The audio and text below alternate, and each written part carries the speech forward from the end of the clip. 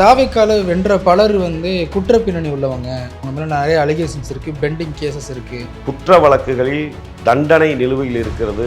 அதே மாதிரி வழக்குகள் நிலுவையில் இருப்பவர்களுக்கான விதிமுறைகளில் உட்பட்டுத்தான் அவர்கள் அனைவருமே சட்டமன்ற உறுப்பினராக நிற்கிறார்கள்.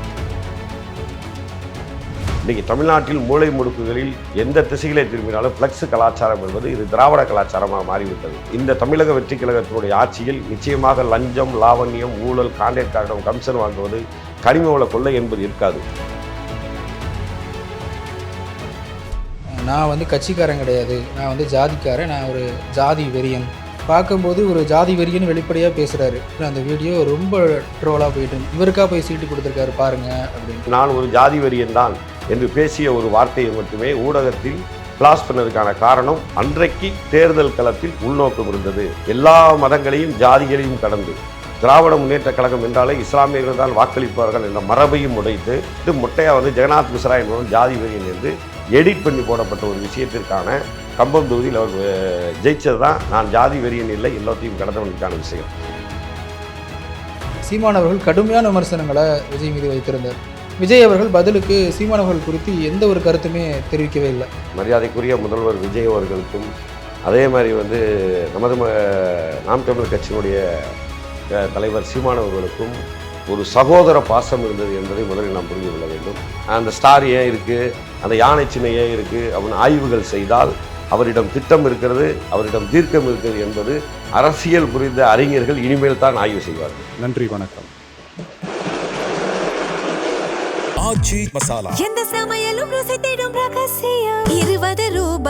Periyar Maniammai Institute of Science and Technology, Tanjavur. Aerospace engineering with specialization in unmanned aerial vehicle.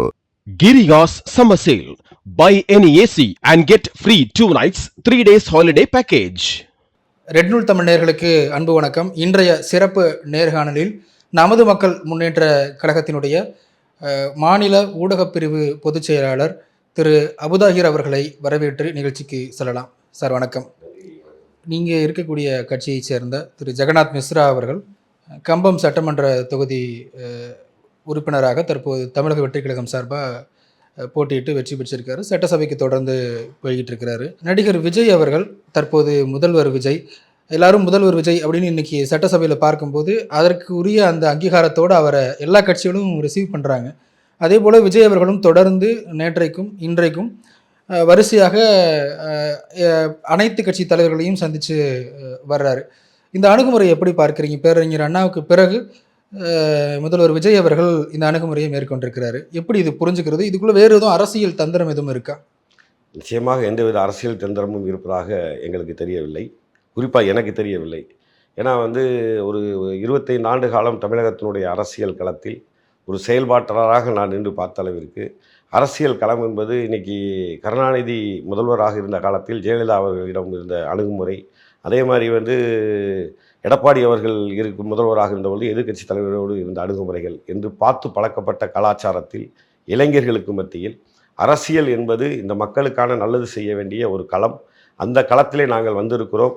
அரசியல் களத்தில் எங்களுக்கான ஒரு கருத்து இருந்தது, அவர்களுக்கான ஒரு கருத்து இருந்தது, முடிந்துவிட்டது. மக்கள் பெரு ஆதரவோடு இன்றைக்கு ஆட்சி கட்டில் அமர்ந்திருக்கிறோம்.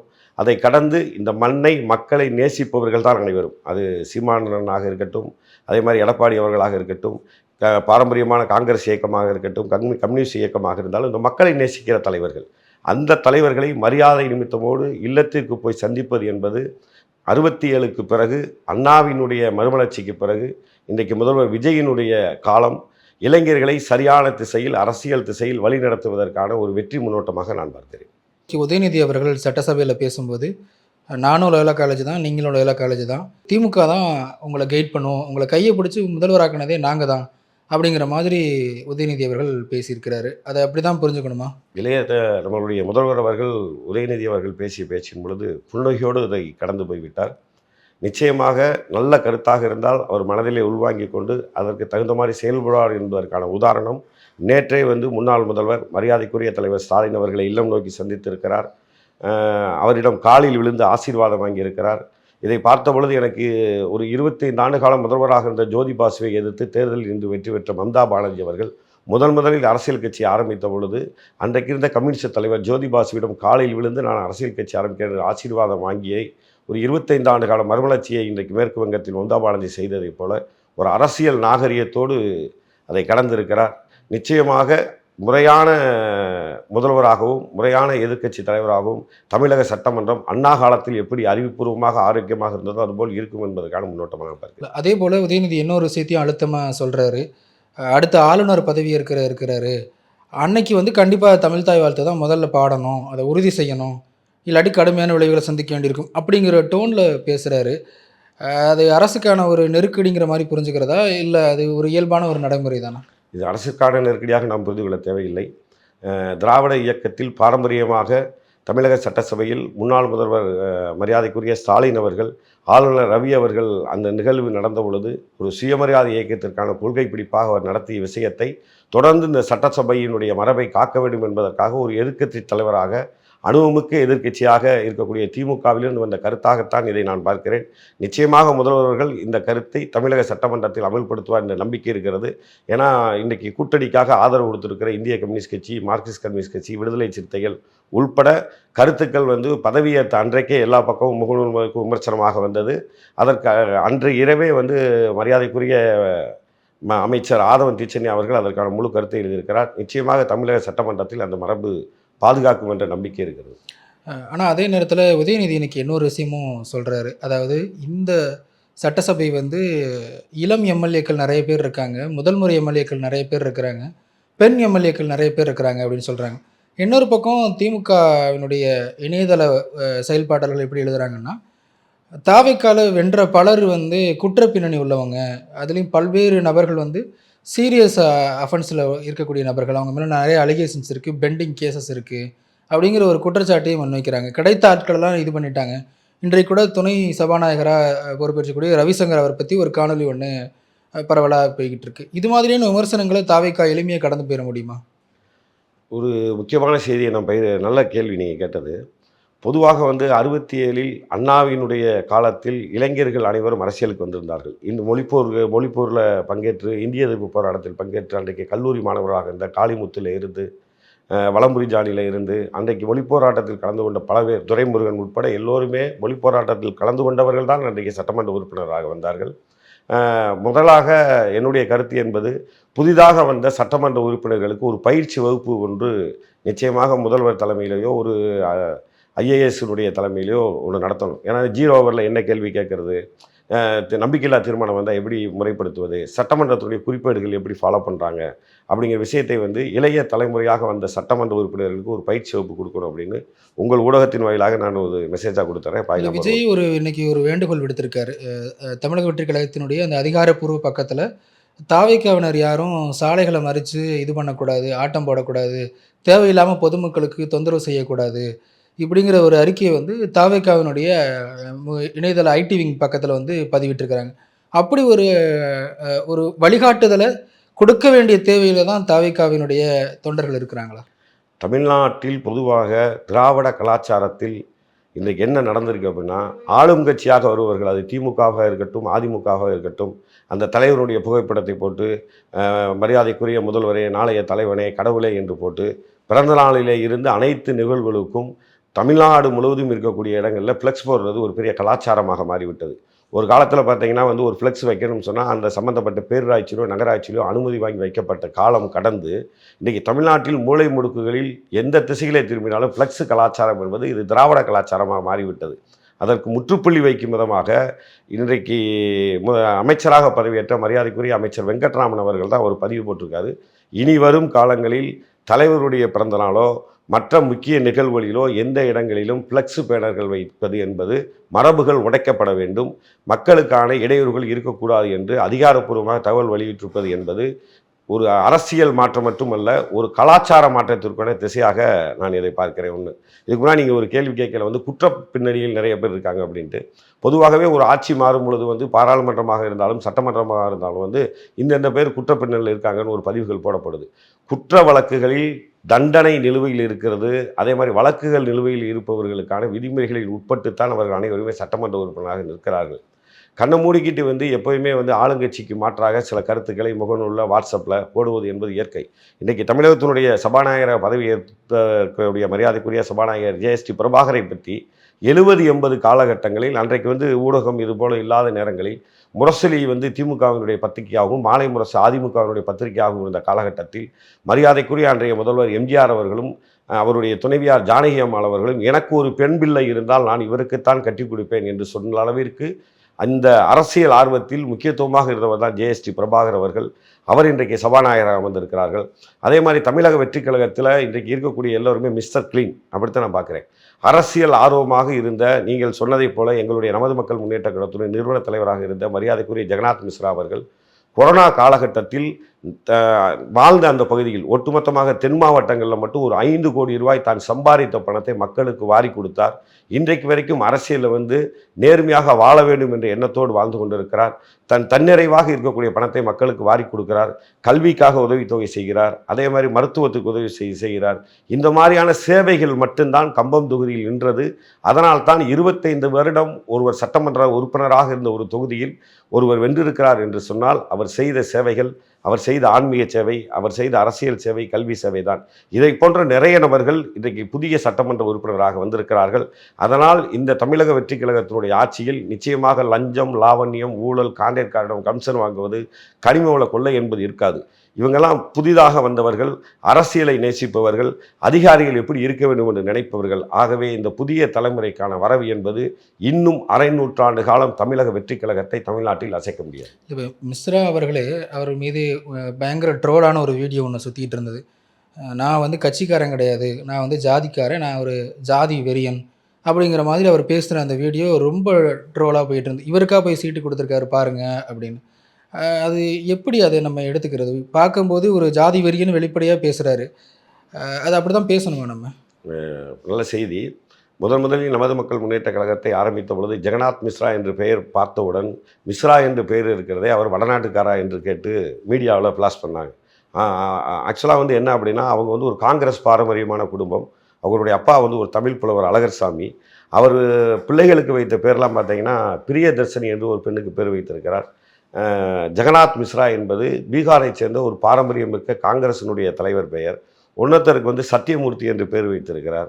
இன்னொருத்தருக்கு ஜெயபிரகாஷ் நாராயணன் என்று பேர் வைத்திருக்கிறார். அந்த குடும்ப பின்னணியில் வளர்ந்த அரசியல் நீரோட்டத்தில் இருந்த ஒரு நபர். 16 வயதிலேயே நேதாஜி இளைஞர் மன்றம் என்று ஒன்று ஆரம்பித்து செய் அல்லது செத்துமடி என்று இரத்த கையெழுத்திட்டவர். இரத்தத்தில் கையெழுத்திட்டு செய்ய செத்துமடி என்று அன்றைக்கே 16 வயதில் இளைஞர்களை திரட்டிய பொழுதுதான் நானும் அவரும் நண்பர்களாக பயணிக்கப்படுகிற ஒரு சூழல் ஏற்பட்டது. அப்பேற்பட்ட நபர் இன்னும் குறிப்பாக சொல்லப்போனால் ஒரு 10-15 ஆண்டு காலம் இஸ்லாமியர்கள் நோன்பு வைக்கிற நேரத்தில் இப்தார் விருந்து தன்னுடைய வீட்டில் வைத்து அனைவருக்கும் வைப்பார். கடந்த இப்தார் விருந்தை கூட மற்ற அரசியல் கட்சி தலைவர்கள் ஒரு மண்டபத்தில் வைத்து நடத்துகிற பொழுது தான் வாழுகிற வீட்டில் அனைத்து சமூக மக்களையும் கூப்பிட்டு, இஸ்லாமிய பெருமக்களையும் கூப்பிட்டு, காலையில் எப்படி இஸ்லாமியர்கள் நோன்பு வைப்பார்களோ அதே போல் நோன்பு வைத்து மாலை நோன்பு திறந்தவர் தான் ஜெகநாத் மிஸ்ரா.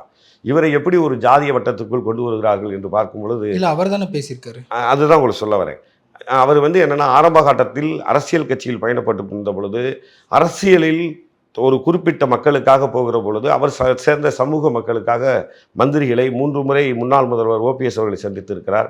3 முறை ஜெயலலிதா அம்மையார் அவர்களை சந்தித்திருக்கிறார். 3 முறை மு.க. ஸ்டாலின் அவர்களை சந்தித்து மக்களுக்கான கோரிக்கையை கொண்டு போகிற பொழுது அதிகார மையத்தில் நாம் இல்லாமல் இருக்கிறோம், அதிகார மையத்தில் நாம் இருந்தால் மட்டும்தான் அவர் பிறந்த செட்டியார் சமூகம் போல சின்ன சமூகத்திற்கான வாய்ப்புகள் கிடைக்கும் என்பதற்காக ஒரு குறிப்பிட்ட சமூகத்தை தொடர்ந்து ஒரு பகுதியில் அழுத்தி கொண்டு இருந்த பொழுது அவர் பேசிய ஒரு செய்தி.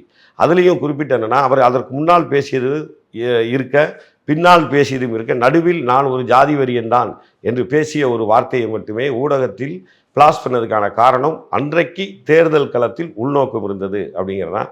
நீங்கள் கம்பம் தொகுதியில் எங்கேயாவது போய் ஜெகநாத் மிஸ்ரா என்பவர் ஜாதி வெறியரா அப்படி நீங்கள் கேட்டீங்கன்னா யாருமே அப்படி ஏற்றுக்கிற மாட்டாங்க. அதனுடைய விளைவு தான் கம்பம் தொகுதியில் எல்லா மதங்களையும் ஜாதிகளையும் கடந்து திராவிட முன்னேற்ற கழகம் என்றாலே இஸ்லாமியர்கள் தான் வாக்களிப்பார்கள் என்ற மரபையும் உடைத்து அனைத்து சமூக மக்களுடைய ஆதரவோடு, இன்னும் சொல்லப்போனால் மாற்று வேட்பாளராக இருந்த கவுண்டர் சமூகத்திலும் கூட அதிக வாக்குகள் பெற்று வெற்றிருக்கிறார் என்றால் அவர் பேசிய செய்தியை இரட்டிப்பு செய்திருக்கிறார்கள். அதற்கு முன்னால் அவர் பேசியது என்பது தமிழ்நாட்டில் என்பது தென்பகுதிகளிலே ஜாதி கலவரம் நடந்த காலகட்டங்களில் இருந்து ஜாதி என்பது எல்லோருடைய கைப்பிடிகளுக்கும் இருக்கிறது. ஒவ்வொரு ஆதிக்க ஜாதிகளும் ஒரு ஜாதியை ஒடுக்குகிற பொழுது என் சமூகத்தைச் சேர்ந்த மக்கள் பாதிப்புக்கு உண்டாகிற பொழுது நான் அந்த ஜாதிக்கான வெறியன் அந்த ஜாதிக்கான வெறியன் என்பது அந்த சமூக மக்களுக்காக வாங்கி கொடுக்குற விஷயம். அது கல்வி உதவி திட்டமாக இருக்கட்டும், அரசு திட்டமாக இருப்பதற்கான வெறியனாக இருப்பேன் என்று பேசியது அதனுடைய முழு செய்தி. ஆனால் அதெல்லாம் விட்டுட்டு மொட்டையாக வந்து ஜெகநாத் மிஸ்ரா என்பவன் ஜாதி வெறியன் என்று எடிட் பண்ணி போடப்பட்ட ஒரு விஷயத்திற்கான வெற்றி என்பது கம்பம் தொகுதியில் அவர் ஜெயிச்சது தான். நான் ஜாதி வெறியன் இல்லை, எல்லாத்தையும் கடந்தவனுக்கான விஷயம். ரெண்டாவது, அவர் தேசிய செட்டியார் பேரவையினுடைய தலைவராக இருந்தார். அப்பொழுது அந்த சமூக மக்களுக்காக பேசிய விஷயங்கள் தான். அதற்கு பிறகு கொரோனா துவங்கிய பிறகு அந்த கொரோனா காலத்தில் தேசிய செட்டியார் பேரவையுடைய தலைவராக இருக்கிற பொழுது அந்த செட்டியார் சமூக மக்களால் கொடுக்கப்பட்ட நிதியும் அவரால் சம்பாதிக்கப்பட்ட நிதியும் சேர்த்துத்தான் பல கோடி ரூபாய்க்கு அனைத்து ஜாதி மத மக்களுக்கும் அரிசிகளாக, பருப்பாக, கோவிசன் ஊசியாக போடப்படுது. சுனாமி காலத்திலேயும் அந்த சமூக மக்களுடைய பொருளாதார உதவியும் பெற்று பெரிய அளவில் செய்கிறாரு. அதற்கு பின்னால் தான் ஏன் எல்லா சமூக மக்களுக்குமான தலைவராக நாம் வரக்கூடாது என்று தான் அவருடைய எண்ணத்தில் இருந்தது. அதனால்தான் அவர் நேதாஜியை வழிகாட்டியாக ஏற்றுக்கொண்டு நமது மக்கள் முன்னேற்ற கழகம் என்ற இயக்கத்தை துவங்கினார். திமுக தரப்பு என்ன சொல்கிறாங்கன்னா, இந்த புகையிலை பொருட்களை எரிச்சது வந்து எங்கள் ஆட்சியில் நடந்தது. ஒரு கமிஷனர் வந்து இந்த மாதிரி பரைட்லாம் நடத்தக்கூடாது, பரைட் நடத்தலாம், ஆனால் அதை வந்து வீடியோவை வெளியிடக்கூடாது. இந்த ஆட்சி வந்த பிறகு அதையும் எடுத்து ரீல்ஸாக போட்டு வெளியிடுறாங்க அப்படிங்கிற விமர்சனத்தை வைக்கிறாங்க. அவர் முதல்வர் தெளிவாக சொன்னார், எந்த விஷயமும் ஒளிவு மறைவாக இருக்காது. யாரையாவது சந்திக்க போகிறதா இருந்தாலும் நான் முக்காடை போட்டுக்கொண்டு போக மாட்டேன்னு. நாம் செய்கிற செயல் மக்களுக்கு போனால் தானே. இன்றைக்கி 712 மதுக்கடைகள், டாஸ்மாக் மதுக்கடைகள் அகற்றப்படும் என்று திட்டம் சொல்லியிருக்காரு.